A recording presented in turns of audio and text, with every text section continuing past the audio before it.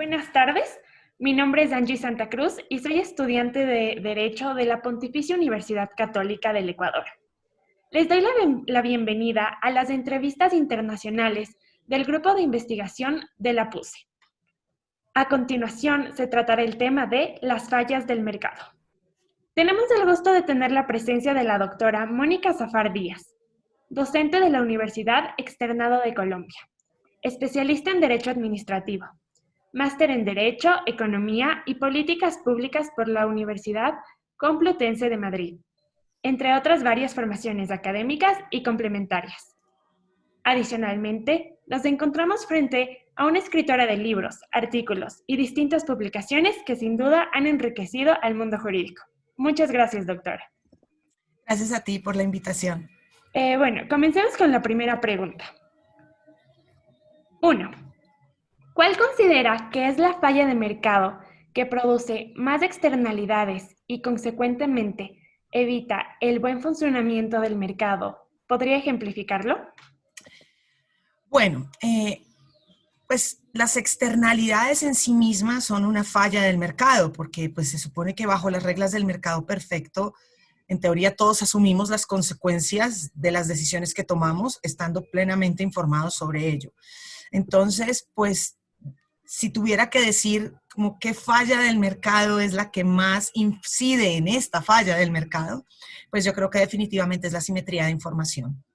Creo que es de las más serias que hay, más allá de la competencia imperfecta, más allá de los bienes públicos o en sí mismo de las externalidades, porque pues definitivamente sin información suficiente para tomar decisiones es donde más estamos trabajando a ciegas y por supuesto es lo que menos nos va a permitir conocer las consecuencias positivas y especialmente las negativas de las decisiones que tomamos por fuera de nuestro ámbito, sin tener digamos, una dimensión de cómo puede impactar esto a terceros, llámese otras personas, llámese el ambiente, llámese inclusive indirectamente nosotros mismos a través de otros escenarios, pero pues definitivamente digamos que la simetría de información es la que me parece más relevante.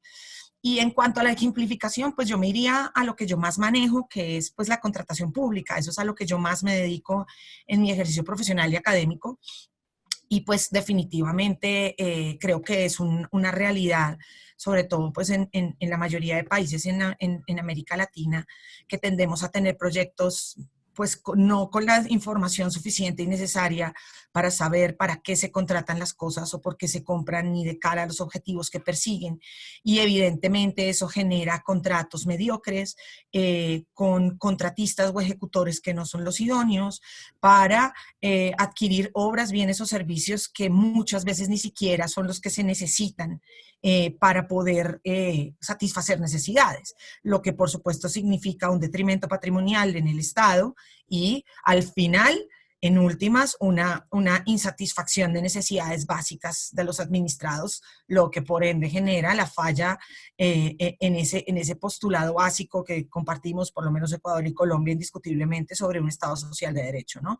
Entonces, creo que eso es una gran forma de ejemplificar cómo la falla del mercado es un problema, además porque claro, cómo la simetría de información es un problema y cómo genera otras cosas, riesgo moral, selección adversa, un problema en sí de desconocimiento de riesgos que genera fracaso en proyectos y lo que llamamos sobrecostos, que en realidad no son sobrecostos, sino que no sabíamos en realidad cuánto costaban las cosas precisamente por no haber indagado. Y por supuesto contratos más incompletos de lo que es racionalmente aceptable. Gracias, doctora. Siguiente pregunta. ¿De qué manera considera que es la más óptima para contrarrestar los efectos de las fallas del mercado? Bueno, pues es que si hablamos en términos generales es pues muy difícil porque, por ejemplo, un tema de la competencia imperfecta, pues es que, digamos, habrá que ver en cada caso concreto cómo superas una situación de monopolio o de monopsonio, cómo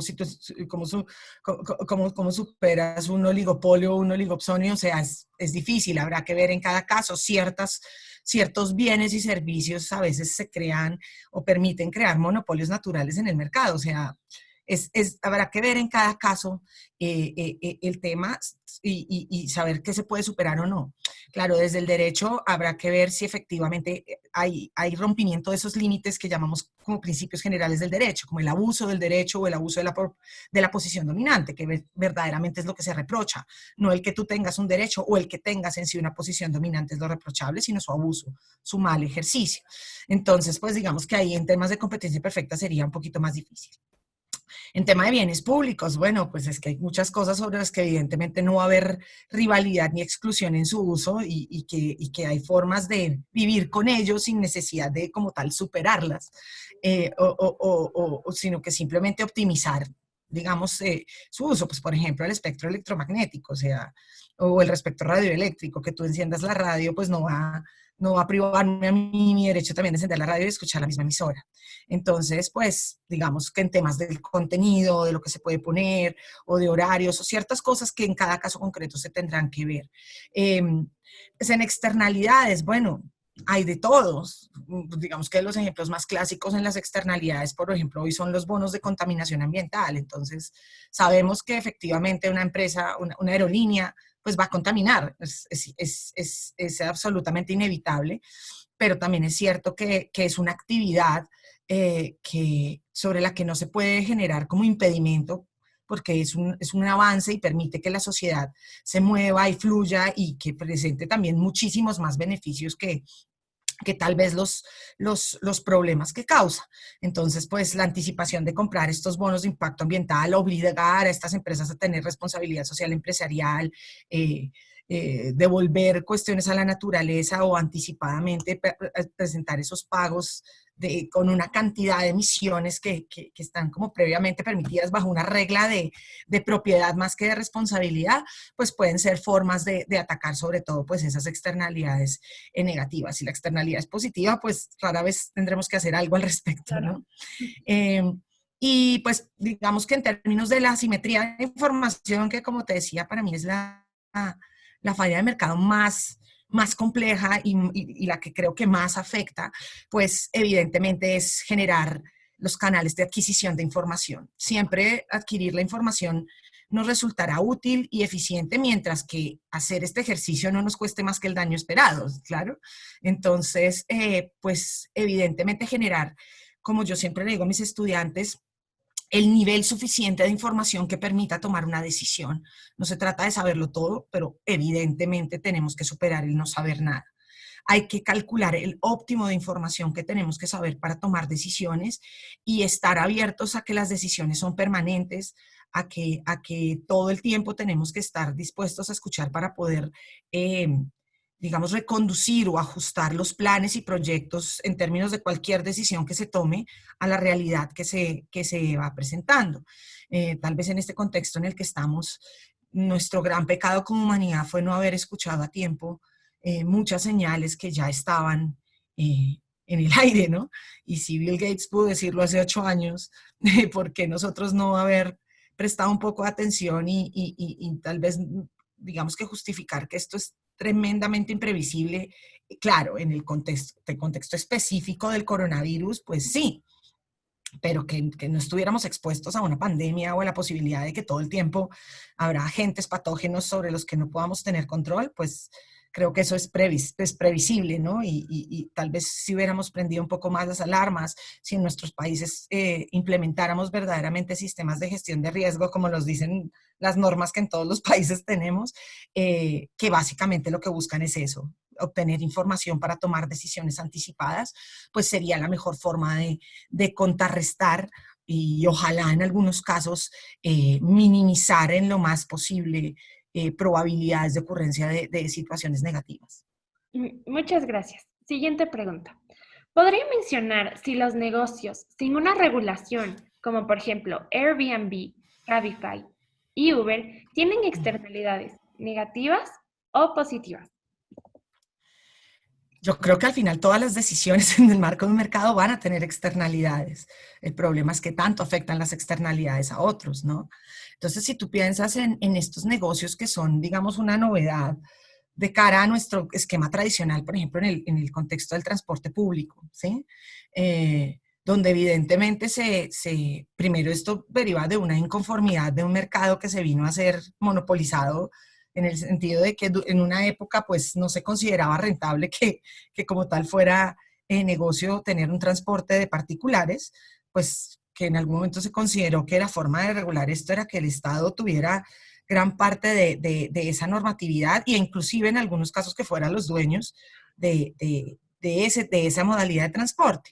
En Colombia, por ejemplo, desconozco pues la historia. En el Ecuador puedo presumir un poco que puede ser similar, pero pues en Colombia obviamente esto empezó con un mercado pseudo público privado, donde pues evidentemente se empezaron a generar una cantidad de regulaciones particulares que empezaron a generar casi situaciones de monopolio o de monopsonio, perdón, o oligopolio, perdóname, pues empezaron a controlar este sistema. Tal vez el Estado en algún momento se vio incapaz de pelear con semejante masa y pues empieza a regular a partir de crear barreras de acceso, como por ejemplo pues el dinero que hay que pagar para tener un permiso para transportar pasajeros, que es estrambótico, la verdad, en Colombia. Pues, insisto, desconozco la situación en tu país, y obviamente ciertas regulaciones que desafortunadamente pues no se han hecho muy efectivas y eso obviamente un poco volviendo a lo que hablábamos en la conferencia, pues eso ha hecho que el Estado se vea ineficiente porque no hace cumplir sus reglas. Y entonces a partir de esa inconformidad, sobre todo del servicio, donde el taxista para y si uno no va por la ruta que el taxista le sirve, pues no le presta el servicio, obviamente que rompe todo el esquema y la lógica de esto, pues empieza a generar una alternativa en el sector privado y es tranquilo, yo lo llevo a donde usted quiera ir y vamos a hacer el negocio entre usted y yo sin necesidad de pensar en esta intervención estatal ni toda esta regulación. Y en realidad es un mercado válido. Claro, externalidades genera evidentemente en los taxistas, ¿sí? Tienes evidentemente un tema de que ellos se han visto pues afectados por el mercado. Su forma de discutir esto no es compitiendo ni elevando su calidad del servicio ni disputando el mercado en francalid, como diríamos, para que el consumidor pues tiene la opción del taxi formal o el taxi particular, y competir con servicio para que como efectivamente son las reglas de mercado, el consumidor escoja lo que más le conviene, sino obviamente han pretendido alegar a su posición de regulados ilegales para querer expulsar eso. En Colombia, Uber tuvimos una problemática tremenda, se ordenó el cierre de la plataforma, pero después volvieron porque encontraron un vacío legal en la decisión del órgano de competencia. Pero digamos que en este momento, si te soy sincera, yo creo que la decisión en Colombia se tomó en el marco del contexto de las protestas que estaban el año pasado en toda América Latina, pues incendiando los países, y en ese momento los taxistas aprovecharon para presionar al gobierno y decirle o cierra Uber o nosotros nos unimos a la marcha, y tal vez eso no se podía pues tolerar en ese contexto, ¿no?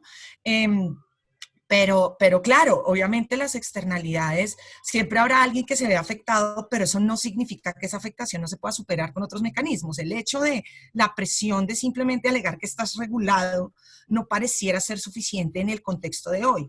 Por supuesto, estas nuevas alternativas en algún momento tienen que tener un límite, una regulación, porque no pueden pasar, digamos, por debajo de las reglas del Estado ante los posibles abusos que se puedan presentar. Y obviamente solo la práctica nos va a ir diciendo qué situaciones van a meritar una regulación, pero cosas como, por ejemplo, que la tarifa sea preacordada entre las partes y que el consumidor tenga la posibilidad de escoger si acepta o no la tarifa, que es una de las cosas que más preocupa a la gente, los abusos en los precios, o la seguridad que dan las plataformas electrónicas, pues esas cosas hacen mucha ventaja.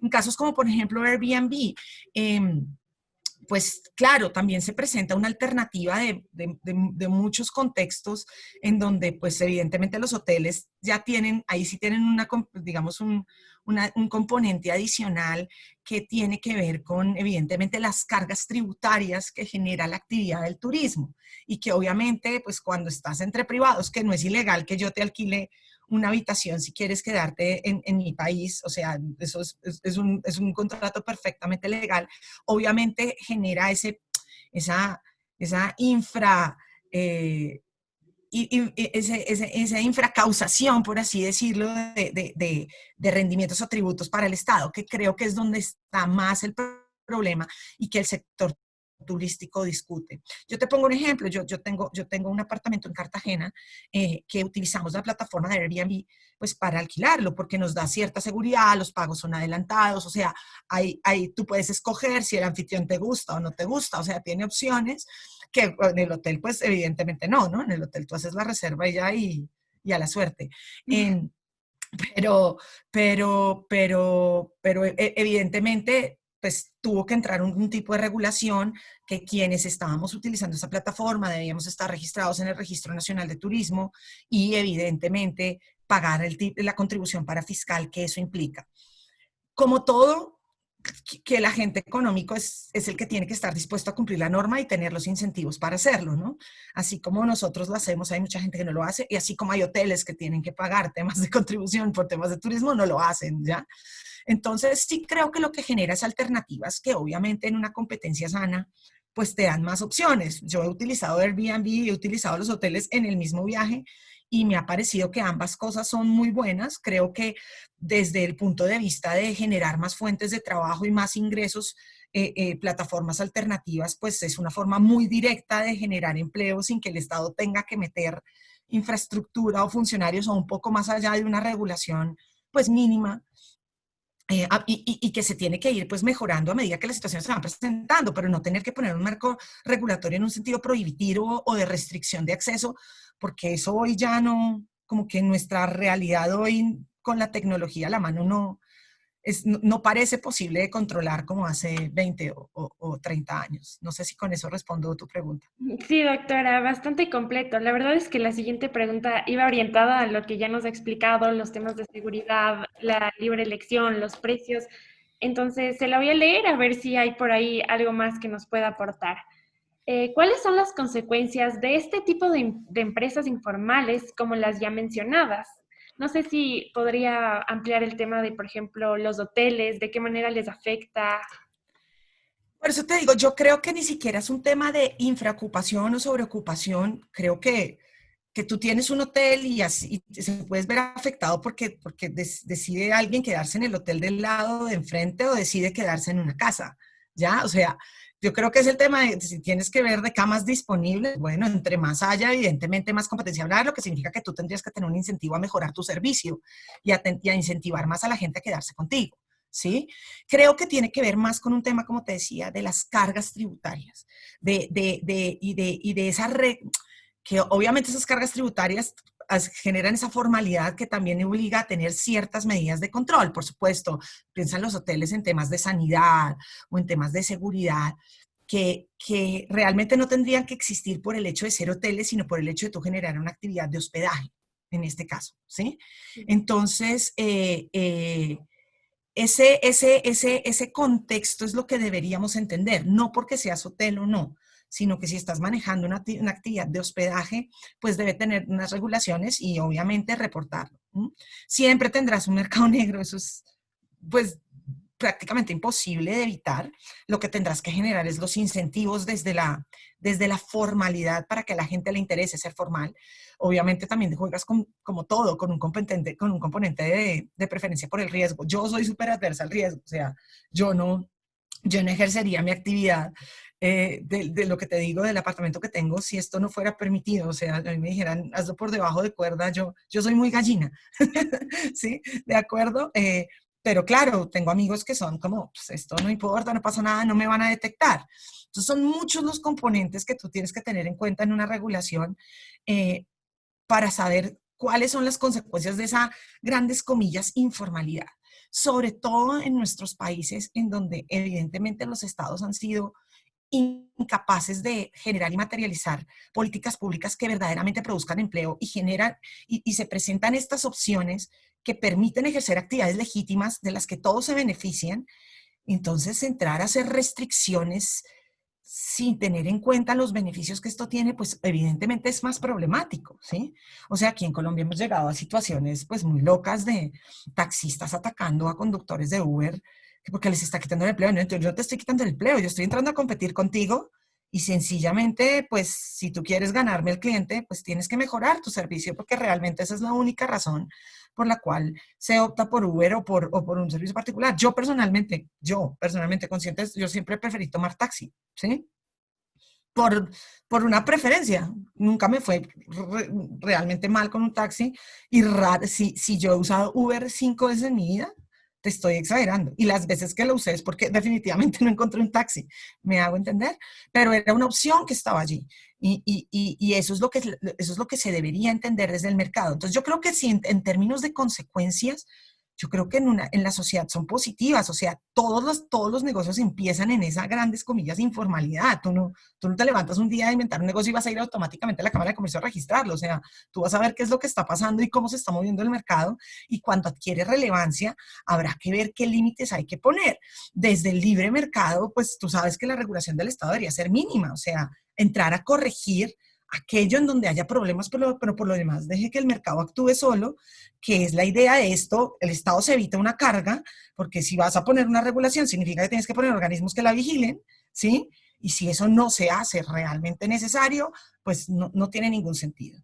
Entonces, acceder a presiones de grupos específicos para crear regulaciones que implican vigilancia de mercados que se están moviendo bien y que son legítimos, pues déjalos que avancen, porque es la única manera que la sociedad va a poder avanzar.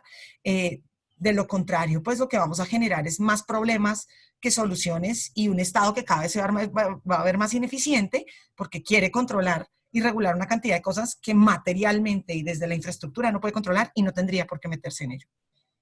Muchas gracias, doctora. Su opinión bastante completa, bastante certera, entendible. Le agradezco su participación y espero estar en contacto en alguna próxima vez. Muchas gracias. Claro que sí, muchísimas gracias. Un abrazo grande. Hasta luego, doctora. Muchas gracias. Adiós.